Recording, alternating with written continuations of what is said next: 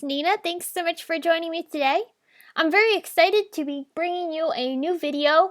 This time I'm participating in the Simon Says Stamp new release blog hop. There were a bunch of new products released yesterday for their newest release that is featuring mothers, flowers, and fathers. This video is going to be featuring the technique that I used to create the backgrounds that you've seen so far on all of these cards. I'm calling this a ghost imaging technique, and I'm going to be using Distress Oxide inks to create the ghost imaging effect. I find that these Distress inks give really great results for this technique, and I think you're really going to enjoy this. Here's one of the background stamps that I used on one of my cards. I'm going to go ahead and mount this into my Misty stamping tool. Here I want to make sure that I get the watercolor paper that I need mounted into the center area of this panel. So to do that, I just went ahead and laid it on top, flipped my Misty upside down, and then I can go ahead and position it to the right direction that I need, but it's in the general center area, so it's going to allow the pattern to be in the center.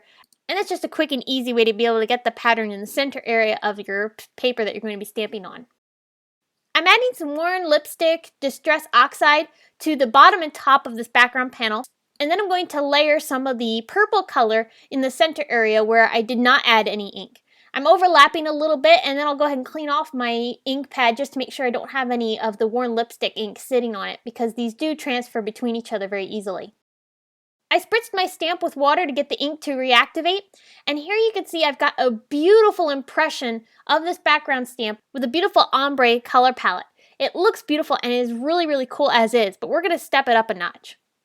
Now before I go any further, I want to go ahead and reactivate the ink that's on that stamp again, this time getting a second generation of that stamped impression on my paper, and it creates a beautiful lighter effect of the one that you just saw.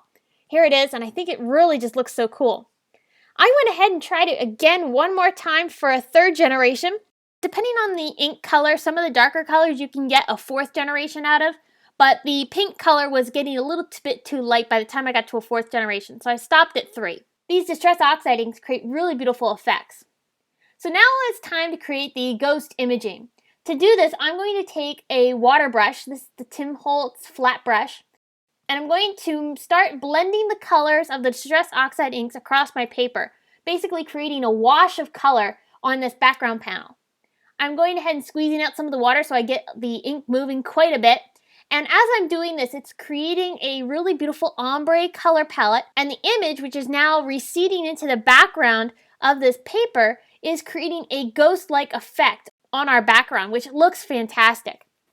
Now, the second and third generations don't have quite as intense of color as the first generation does, and that's perfectly normal because the ink is much lighter on these papers rather than on the original paper that we had stamped the first time.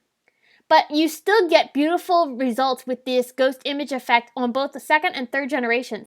The stamped image still recedes into the background of your stamped panel because the wash of color you're basically creating over top is muting the colors, but because of the formulation of these inks, it's creating a stained effect, so you're still seeing the pattern show through your coloring, which looks beautiful. So now I've gone ahead and watercolored all of these, and you can see the beautiful results that you get after they've dried. You have a beautiful ghost-like effect. I'm going to add a little bit of texture by creating water splatters on top of these panels. Because these Distress Oxide inks are distressed, they reactivate with water just like the original Distress ink colors do, and it creates a really cool layer of texture to be able to add these water splatters. I'll go ahead and repeat that for all of these panels, and then I'll lift off the water with a dry rag to create the splattery effect. Here's a look at all the panels finished, and I think they really look beautiful, and they work well for creating beautiful backgrounds on your cards. I'm going to show you here how I finished off these cards. I stamped a sentiment on this one. This is the first generation. I added a little bit of die cut details along the edges and a bit of sequins. For the second generation, I stamped a sentiment from Simon Says Stamp onto the bottom corner of the card. I also added the die cut details, this time along the top and bottom, and a few Nouveau crystal drops. For the third generation, I did the exact same thing, although this time I switched out the ribbon that I added across the top to be purple instead of white. And then here's a look at another set of backgrounds that I created, this time using the Flora background stamp. The first set of generational backgrounds were created with the Cora stamp set. But both of these create beautiful results, and I also used the new Mom Dad's Icon stamp set to create that beautiful, bold sentiment that says mom. And the sporting sentiment is also from that stamp set. So these were really fun backgrounds to be able to create using those big 6x6 cling background stamps from Simon Says Stamp, as well as the new Distress Oxide inks from Tim Holtz. If you have any questions, please leave them in the comment section below, and head on over to my blog where you can participate in the blog hop as well as a giveaway. If you enjoyed this video, here are 2 more you might find interesting featuring Simon Says Stamp exclusive products. Please give this video a big thumbs up, subscribe to my channel, and I will see you again very soon with another video. Thanks for watching!